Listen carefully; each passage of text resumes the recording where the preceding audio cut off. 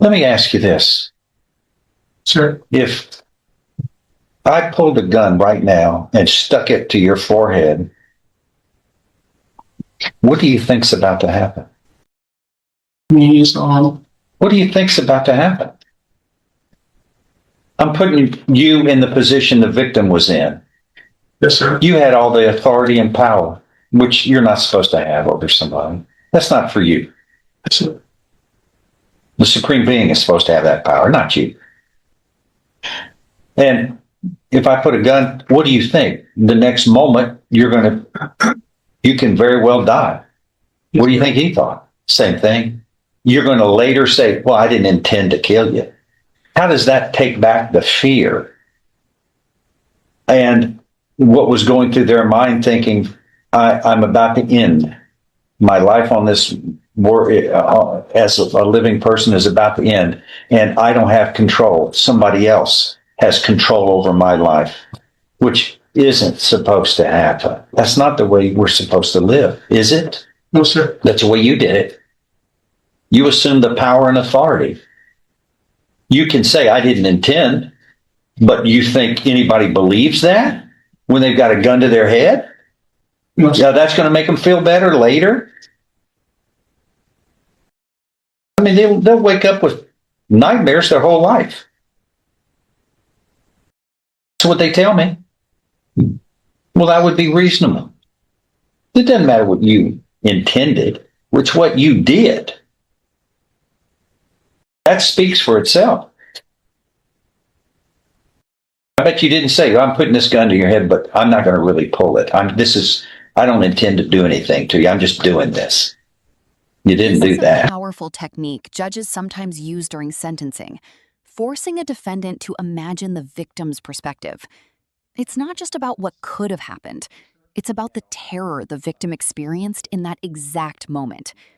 Here's a question for you. If someone points a gun at you, does it really matter whether they planned to pull the trigger? Let me know your answer in the comments. You didn't do that. You made them think they were about to die. You understand how that's terrible? Yes, sir. You had all the power, and that's not the way it's supposed to be. That's not fair. He's asking for 10 years in prison, which isn't unfair. I bet you the victim kind of feels like, what am I supposed to do? I got to live with this my whole life. And he just gets 10 years. And then he's released. I'm the one that suffers my whole life. Okay. That seems awfully unfair. You're not supposed to put people in a position. But when you take out a gun and you point it at them and threaten them and say, what was taken from him here? What was taken from him? Searched his pocket, stealing about $800 in cash, a cash app card, and other personal items. Judge Stephen, I wanted to say that actually no one took any money from him, but they did take someone did take some marijuana from him. I don't know what he actually told the detectives. I'm not there, but I never seen the paper of an indictment, so I don't know actually what happened. What he told the detectives, as I can remember. How do you know? How do you know what was in his pockets? I don't. Well, why are you saying there isn't any if you don't know? He said to the police that there were $800 in cash they took. How do you know that he's not telling the truth? Because after the robbery, no one had $800, sir. Well, yeah. You were sitting there watching. Did you see them pull his stuff out of his pants? I did. Did you? I was watching him. No one went into his pants. Sir? I shot. Yes, sir. I was watching him. No one went into his pockets. Well, where'd they get the marijuana from? He had a bag of marijuana. Where? He got it from the trunk, sir. From the trunk of the car. How did y'all get it? He handed it over, sir. Huh? He handed it over. At gunpoint? That was actually before gunpoint. He was actually selling. Wait. So what did you take from him at gunpoint? That's what I'm saying. They actually didn't take nothing from him because they had an officer doing a patrol. No, you had the gun to them. Yes, sir. Well, what did you What did you get from him? That's what I said. I told I told the You probation just officer, pulled a gun to somebody who didn't have anything to give? sir. What I told the probation officer when she came to see me, that when I pulled the gun to demand the money back. I had a police officer doing a patrol. Wait. What money back? The money from the gambling. The money that I cheated out of. I demanded it back. Someone screamed and said the police right there. We turned around, we seen the police crew. Everybody left. Everybody took off running. No one never paid the money though. You put a gun to, what did you put it to his head? What? No, sir, just in front of us. Like, What do you mean? at chest height. You mean to his chest? Yes, sir. Oh, okay. Well, that kills somebody, right? Yes, sir. Okay. And you were there to steal his money. To steal the money.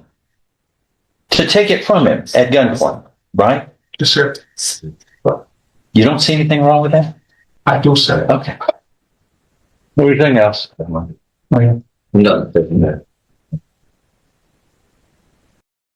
Your criminal history, as it looks like you had an unlawfully carrying a weapon charge in Harris County, that was dismissed. Yes, sir. And then it looks like you have an evading arrest or detention of Class A misdemeanor pending over there, right? Yes, sir. Okay. Felonies, this is the only felony, correct? Yes, sir. Yeah, you can talk all day long about what your intent was, but you know, when somebody has a gun to their chest and there's nothing they can do, they're defenseless. You have all the power. They'll think of that their whole life. That'll be in the back of their mind forever. It's what haunts people forever. It's a nightmare that they have to live with. You understand? That's what you did. I mean, that victimizes them forever. They just don't forget it. All right. Well, I'm going to find that you were pleading guilty voluntarily. You are mentally competent to do so. You understand and appreciate the consequences of pleading guilty. There's sufficient evidence supporting your guilty plea from State's Exhibit 1 admitted here to find you guilty beyond a reasonable doubt.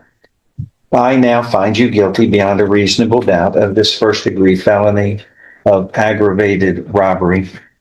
I am going to follow this agreement. You are hereby sentenced to confinement in the Institutional Division of the Texas Department of Criminal Justice to serve a term of 8 years.